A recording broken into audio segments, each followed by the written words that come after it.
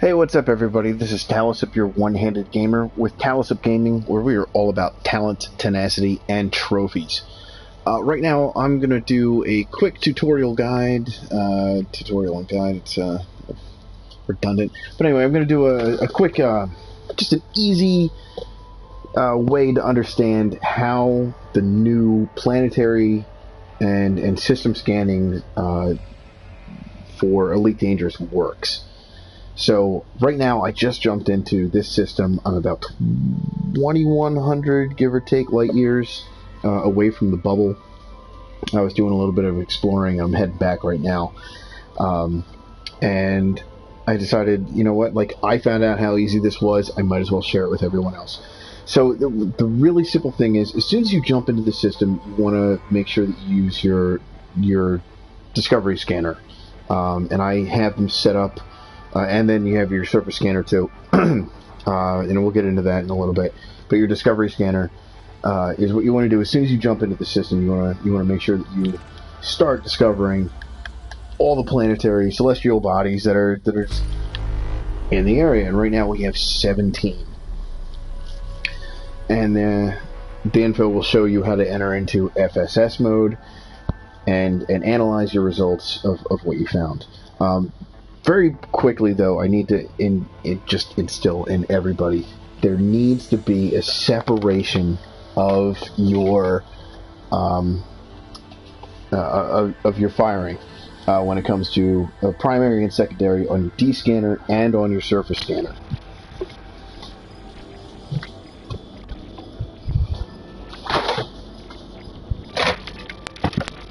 No, thank you. So yes, as I was saying, you need to make sure that your surface scanner and your discovery scanner are on two different firing schedules, secondary and primary. So we're going to go right into. I'm sorry. As soon as you jump in, you're going to be at super cruise. You're going to be at full speed. Once you get far enough away from the star, or decent enough distance away from the star, then you can slow down. And you need to be at complete full throttle down in order to go into FSS mode. But before we do that, you want to make sure that you go into your system map. So you're going to open your system map. And really quickly, you just want to see if there are 17 celestial bodies that are found here. And obviously, there are only 3. Right now we have the belt, this one star, and this other star.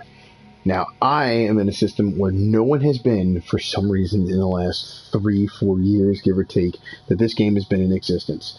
It's great for me, because I get to have my name placed on these systems as soon as I hit the very first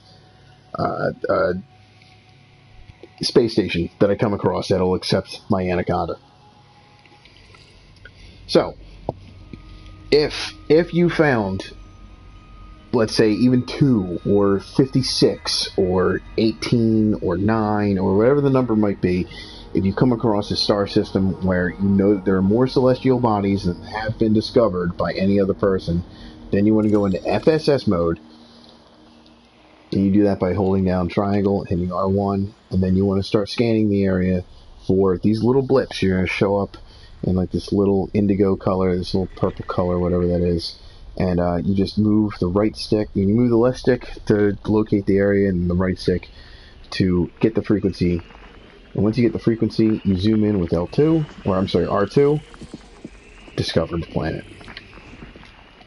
And if you were to back out of FSS mode completely, you can see that there's the planet that we found, or the celestial body, I guess is the best way to put it. Go back into FSS mode. And you want to try to follow the orbital path of the stars as you scan. Now, if you come across a signal and there is more than one circle, or there is more than one circle, like right here, there's one circle. So if we scan on this, the planet will, or the celestial body will immediately show up. Crap. Sorry, wrong button. on this one right here, and you can kind of see it already on the screen. There are like two little segments right there. If there will be more than one ring, that means that you're going to go into an additional zoom in. So right here we zoomed in, and now there are two other celestial bodies. They're almost binary. Zoom in again, discover the planet. And you don't have to stay zoomed in on it for the entire time. You can just zoom in and zoom right out, and it will discover it right away. Discover that. Now, a majority of the time, I would say almost every single time you enter into a star system, you will see the celestial bodies along the orbital path. It'll almost every single time happen. There are a couple of occasions where they will not be in an orbital path, and you have to kind of search. And that happened to me about 10-15 minutes ago before I started doing this broadcast, and that's where I clicked. I was like, I need to do an easy tutorial for this. Other times you'll jump in and you will have to the star in the system will not be blocking your celestial body. That's almost every single time. The star will never be blocking it if you're a decent enough distance away. But if you're too close to it, or for some reason just the orbital path just took that planet or moon into the obstruction of the star, just simply exit out of FSS mode, continue moving further away from the star. You might even have to change your direction, and then easy peasy, you just go back into FSS mode and look for that planet. So right here we have three. We have what looks like a binary moon system, along with the planet itself, and that's fully discovered right there.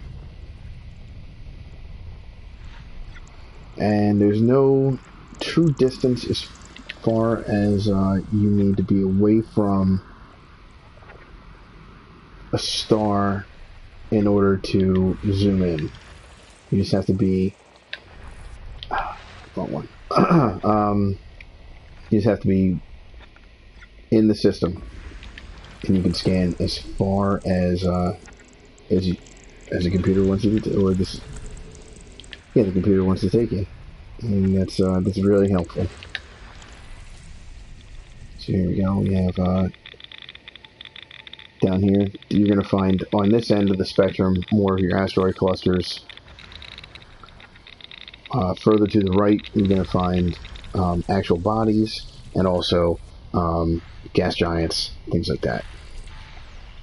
One really nice thing about finding belt clusters are you only have to scan one of them, and all of them will show up because they're all on the same exact frequency. That's very nice, very helpful as far as like finding everything in the system is concerned. So it looks like we only have one or two more left to go. One more, according to the count. And I was going by the radio frequencies. The larger the segment of the radio frequency, the more planets there are, and that's located at the bottom of the screen, the radio frequency. The more planetary systems there are, or I'm sorry, the more celestial bodies there are of that particular type. But you can always go by the count at the top right of the screen. And here we go. System scan complete. Exit out of FSS mode, or FSS mode, and then you're ready to jump off into the next system. Anyway, I hope this quick tutorial guide, the redundancy of that, has been very helpful. You know, if you like what you saw and you like any of my other content, or at least go check it out if you can, please hit like, please hit subscribe. I try to do as many live broadcasts as possible, and I'm working on getting more content up on the channel as soon as possible, but I'm going to need a lot more subscribers in order to do that. And hopefully, you, the person who is witnessing this, will be that person to help me further along. So please like, subscribe, and leave comments as well. That'll be great. Anyway, thank you very much for joining me. This has been Talasup, your one-handed gamer, with Talasup Gaming, where we are all about talent, tenacity, and trophies. Everybody, y'all take it very easy. Thanks for joining.